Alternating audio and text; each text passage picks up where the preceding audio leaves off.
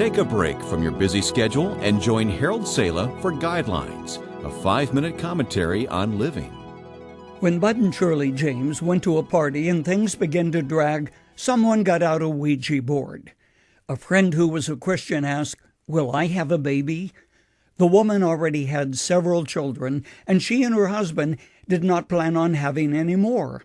However, the person operating the Ouija board replied, "Yes, twins." Everyone had a good laugh, but 6 months later, no one was laughing. The same woman gave birth to twins who were stillborn.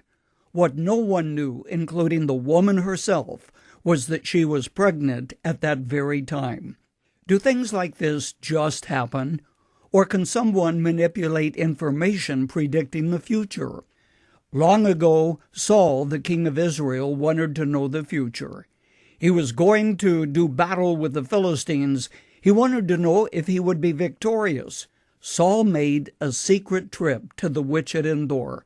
He was shocked to learn of his impending doom, which would soon be enacted on the battlefield. In the New Testament, Paul encountered a slave girl who could predict the future and thereby bring financial gain to her master. Think of the convenience. You would know where to invest, how much to bet on a game, whether or not a company would be profitable. Seances, Ouija boards, tea leaf reading, and witches, like the one who predicted Saul's death, have been with us for centuries. The Bible has a lot to say about the unseen world, or the spirit world.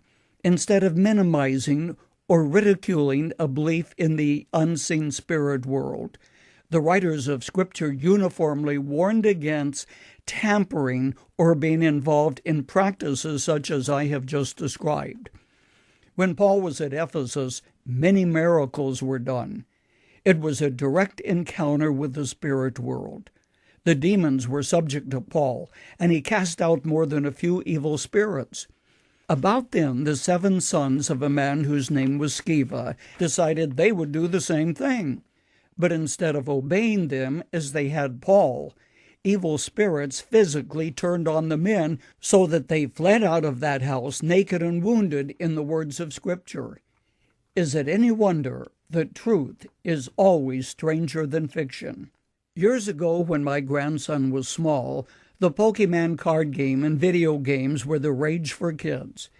After playing the game for some time, he came to his mom one day and told her, "This is not a good game." My daughter investigated further and unhappily found demon possession of the characters to be an element of the game. But it's just a game, say some. The Bible, however, places spirits and the supernatural in the world of spiritual reality, never consigning them to a make-believe, unreal world of fantasy. James, the half-brother of Jesus, wrote that we are to resist the devil, and he added that as we do so, he will flee from you.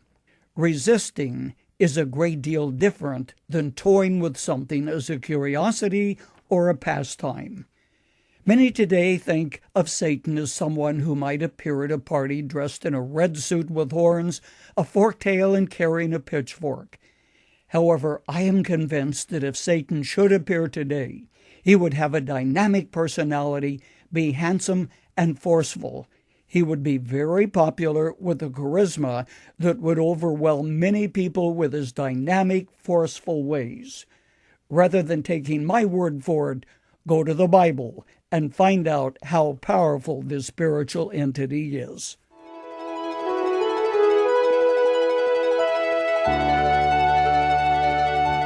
You've just heard Dr. Harold Sala with Guidelines, a 5-minute commentary on living.